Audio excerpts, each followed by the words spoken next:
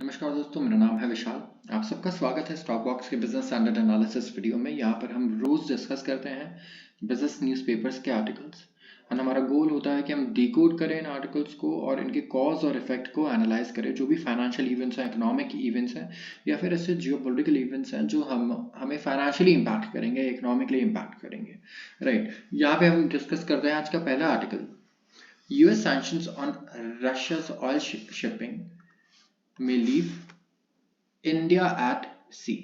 काफ़ी दिन से हम फॉलो कर रहे हैं ये सारी न्यूज़ को, ठीक है। ये जो हमारे यूएस सैंक्शन से रिलेटेड है, रशिया के ऑयल से रिलेटेड है, जो शिपिंग फर्म्स इनसे रिलेटेड है, और साथ में साथ आजकल काफ़ी ज़्यादा चर्चा रहती है रेड सी की भी, राइट। बट ये इससे थोड़ा हटके है, ठीक है। अब देखते हैं, हम इसे आगे पढ़ते हैं। Washington slowly but steadily cut कर रहा है umbilical cord that links Russian oil to India shipping. The US on Friday unleashed the largest sanctions package, partly directed at Sovcomflot, Russia state-owned shipping behemoth. यहाँ पे US क्या कह रहा है? देखिए, इंडिया ने यूएस को बोल दिया कि भाई हम तो रशियन ऑयल लेंगे, क्योंकि रशिया से जो उरल्स आ रहे हैं they are cheaper and we have a really big population जिनकी हमें केयर करनी है। सो अगर यूरोप को प्रॉब्लम है रशिया से तो उससे खुद निपटे, हमसे ये सारी चीजें ना करवाएं कि हम महंगे ऑयल खरीदें, हम रशिया से ऑयल ना खरीदें अगर हमें सस्ते मिल रहे हैं तो, ठीक है।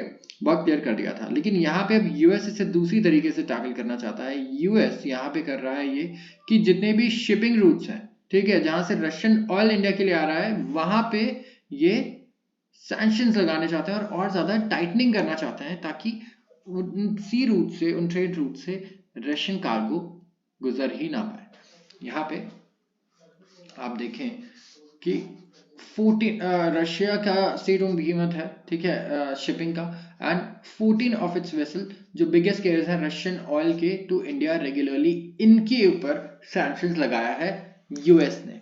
और यहाँ पे आप देखिए सिंस जनवरी 2023 जो न्यूली सैंक्शन टैंकर्स हैं, इन्होंने ट्रांसपोर्ट किए around 68 cargoes to India, equivalent to around 6% of total Russian crude imports last year.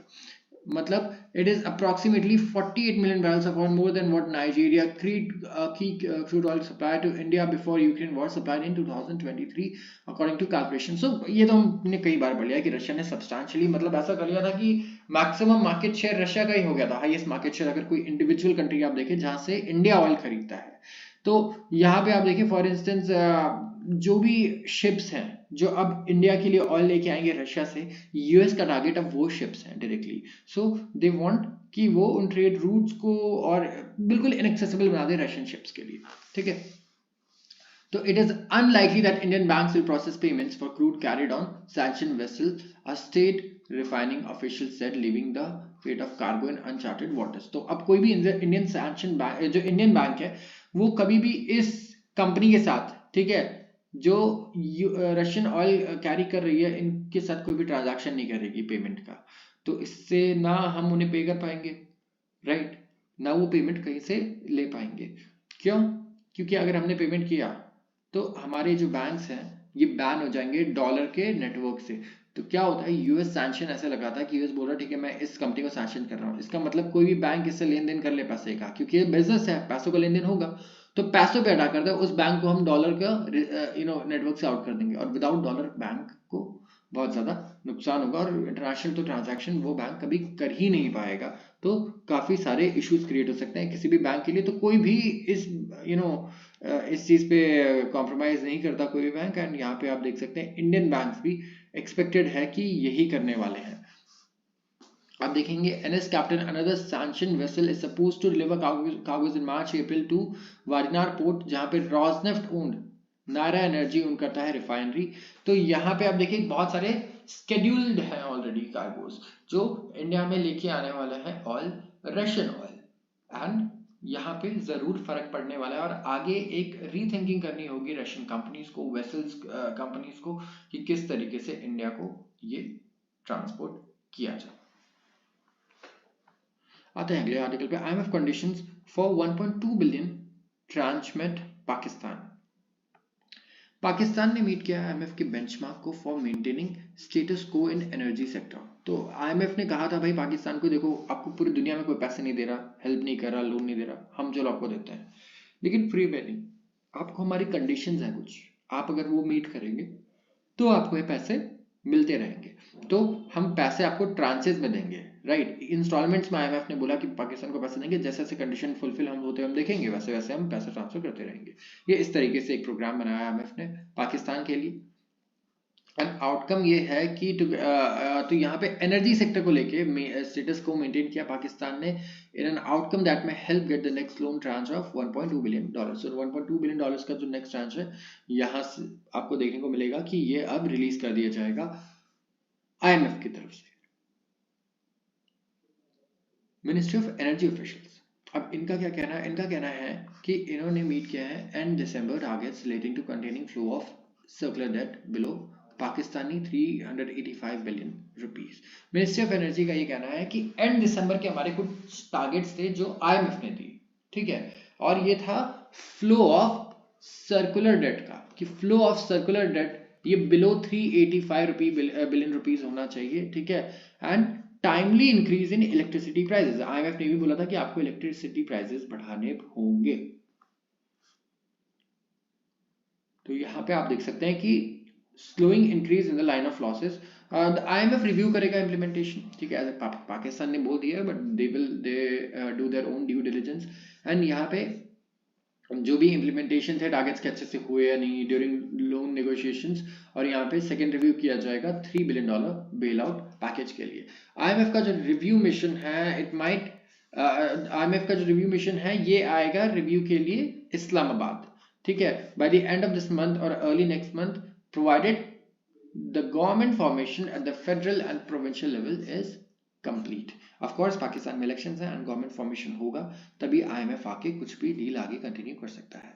Citing sources, papers said that against the condition to restrict flow of circular debt to Pakistani 385 billion rupees by the end December, the increase was Pakistani 378 billion rupees, which is slightly better than IMF requirement. तो उनका ये कहना है कि जो भी flow of circular date था इसको रेस्ट्रिक्ट करने का जो टारगेट था उसे वो एक्चुअली बीट कर चुके हैं और उन्होंने और बेटर परफॉर्म किया है आईएमएफ के टारगेट से। सो वी हैव टू सी, बहुत सारे अनसर्टेनिटीज चल रही है अब हमारे पड़ोसी कंट्री में रिलेटेड टू इलेक्शंस, कौन गवर्नमेंट फॉर्म करता है, इकोनॉमिक अनसर्टेनिटीज और ज़्यादा है, आईएमएफ से बेल आउट पैकेज मिल रहा है, बट इसे कैसे वो यूज़ कर पाते हैं, और इसके अलावा इन्फ्लेशन, ये भी एक बहुत बड़ा इशू बन चुका है पाकिस्तान के लिए। यहाँ पे आता है एक एडिटोरियल आर्टिकल पे, and this is about AI. Munich AI accord, big tech commits itself to countering election misuse.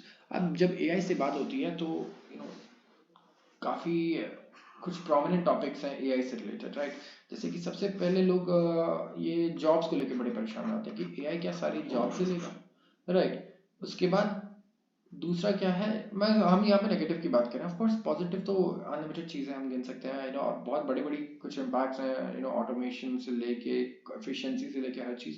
But यहाँ पे नेगेटिव इम्पैक्ट्स लोगों को लगता है एक तो जॉब है, और दूसरा क्या है, दूसरा है सिक्योरिटी एंड प्राइवेसी। तो इशू क्या है कि देखिए एआई का यूज़ करके आप बहुत बड़े बड़े सिक्योरिटी थ्रेट्स क्रिएट कर सकते हैं अभी, और जो क्योंकि ये चीज़ें अभी इवॉल्व कर रही है, सो वी डोंट नो कि हमें एडवांस में कैसे काउंटर करने हैं, क्या रूल्स हैं। जैसे कि आप देख रहे हैं कैसे डीप फेक वीडियोज आ रही हैं आजकल, राइट। कोई भी किसी की डीप फेक वीडियो बना सकता है जिसमें ऐसा लगेगा कि आप ही बोल रहे हैं, आपकी ही आवाज़ है, हर चीज़ बिल्कुल रियल लगने लगी, और जैसे जैसे एडवांस होगा ये बिल्कुल रियल ही लगेगा। तो यहाँ पे आप देख सकते हैं कि this is a commitment to prevent deceptive artificial intelligence content. Friday को 20 दुनिया के 20 सबसे बड़ी टेक कंपनीज और सोशल मीडिया प्लेटफॉर्म्स ने अकॉर्ड साइन किया, the tech accord to combat deceptive use of AI in 2024 elections. 2024 election से पहले एआई को कैसे मिसयूज होने से रोकना है इलेक्शंस में। तो यहाँ पे आप देख सकते हैं कि कमिटमेंट है डिसेप्टिव आर्टिफिशियल इंटेलिजेंस कंटेंट को रोका जाए, ठीक है, ताकि इलेक्शंस में कोई इंटरफेरेंस ना हो। जैसे कि डोनाल्ड ट्रंप की लेट्स से कोई भी डीफेक वीडियोस बना सकता है, बोल सकता है कि इन्होंने ये बात बोली, राइट, कोई बहुत ही अब्सर्ड चीज क्रिएट हो सकती है इससे। तो इससे काफी लॉस हो सकता है जो बाइडेन को, रिपब्लिकन पार्टी को और डेमोक्रेट्स को भी, दोनों को, राइट। दोनों में से कोई भी इस फेवर में नहीं आना चाहेगा। तो it is timely that over 40 nations including India, US and UK are slated to vote in new governments in 2024। Affecting the fate of over 4 billion people, harmful AI-generated content meant to deceive voters could cast a malignant shadow over democratic process. तो democratic process के ऊपर बहुत ही ज़्यादा बड़ा एक danger pose कर सकता है, वो है AI, राइट। सो इसे किस तरीके से इसका डिसेप्टिव यूज ना हो, हार्मफुल यूज ना हो, इलेक्शन में इंटरफेरेंस ना हो, इस चीज के ऊपर ये अकॉर्ड है। सिग्नेटरीज क्या करेंगे, जिन्होंने भी साइन किया है इस अकॉर्ड पे, वो कोलैबोरेट करेंगे कि डिटेक्ट करें और एड्रेस करें online distribution of fake AI content. Education, सबसे पहले लोगों को एजुकेट करें, ठीक है, अवेयरनेस क्रिएट करें। उसके बाद जो फेक एआई कंटेंट है उसे उनके प्लेटफॉर्म पे जो है उसे खुद ही कंटेंट को ये बेसिकली कॉम्बैट करें। तो फेक आई कंटेंट आप फेसबुक पे देख सकते हैं, यूट्यूब पे देख सकते हैं, राइट। जितने भी डिजिटल मीडिया प्लेटफॉर्म्स है ना, आपको यहाँ पे देखने को काफ़ी ज़्यादा मिलेंगे जो फेक एआई कंटेंट है, सोशल मीडिया जैसे हम कहते हैं। तो इन कंपनीज के ऊपर रिस्पॉन्सिबिलिटी है कि वो कुछ एआई का ही यूज़ करें और बेटर चीज़ों का यूज़ करें, ऑटोमेशन का, और डिटेक्ट कर पाएँ कि एआई कंटेंट फेक क्या है और जो क्या है ऐसा जो मिस इन्फॉर्मेशन फैला रहा है, and provide transparency about AI usage in generating political content. The accord also includes a broad set of principles such as importance of tracking the origin of deceptive political content and the need to raise public awareness. Public awareness भी इसके बारे में वो raise करना चाहेंगे, इनका ये कहना है। तो यहाँ पे आप देखें, use of AI as such may not be harmful to democratic processes. Campaigns legitimately using AI should label and flag it. इनका कहना है कि देखिए बहुत हार्मफुल नहीं हो सकता ये डेमोक्रेटिक प्रोसेस को इस वक्त, लेकिन जो भी कैंपेन में AI यूज कर रहा है वो उसे लेबल कर दे और फ्लैग कर दे कि हाँ ये AI से बनाया हुआ कंटेंट है। It should not be deceptively deployed, ऐसे डिसेप्टिवली नहीं यूज होना चाहिए। इमरान खान की पॉलिटिकल पार्टी पाकिस्तान तहरीक इंसाफ ने यूज किया AI to generate speeches penned by him during the recent Pakistan elections and this allowed him to campaign from behind the bars.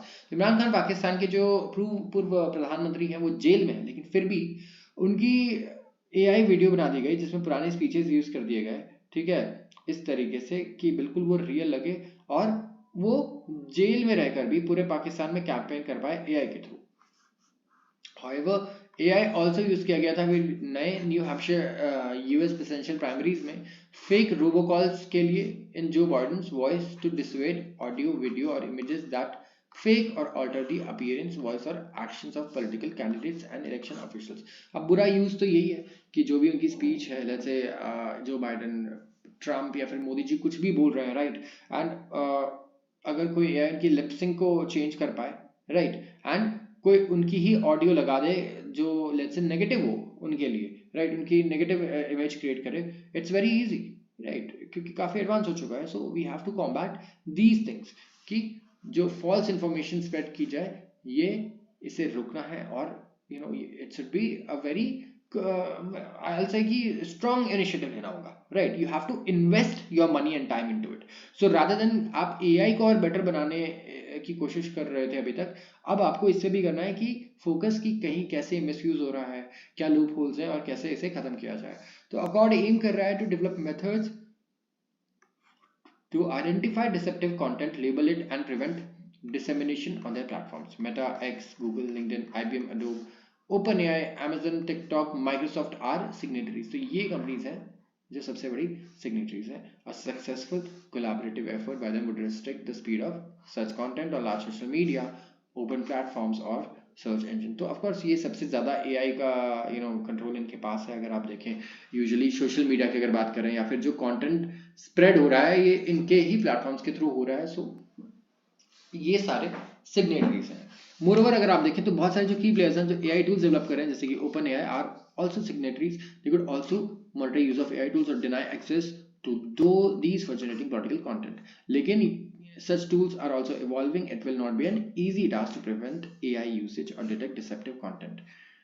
तो यहाँ पे टूल्स भी इवॉल्व कर रहे हैं और it will not be an easy task कि आप प्रिवेंट करो AI यूसेज या फिर डिसेप्टिव कंटेंट तुरंत ही डिटेक्ट कर लो, ठीक है, कि वो वायरल ना हो। यूजुअली ऐसा होता है कि वायरल होने के बाद ही कंपनीज को पता चलता है, राइट, कि ये डिसेप्टिव कंटेंट है, misinformation, because there is a time frame कि आप इतना टाइम लोगे या 2 या 3 वेरिफिकेशन करोगे कि हाँ कि कहीं जेन्युइन कंटेंट तो नहीं है जिसे फ्लैग कर दिया जा रहा है। तो इट इज़ अनक्लियर कि कैसे इसे अकम्प्लिश किया जाएगा।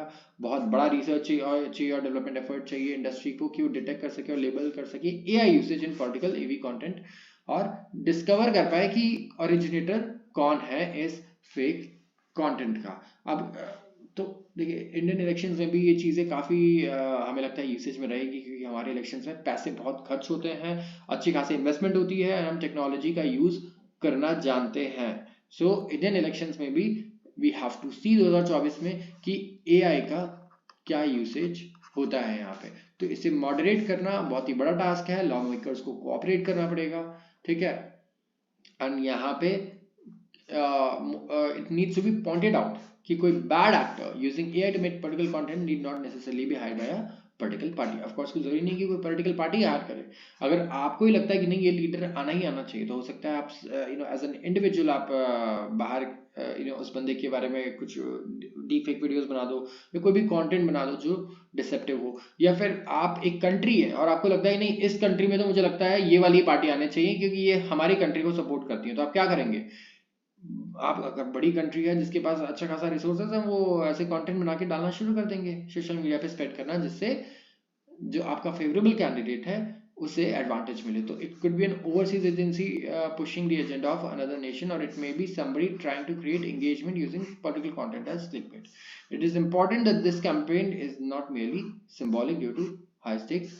If signatories don't get it right, democratic processes could indeed be subverted with terrible global outcomes.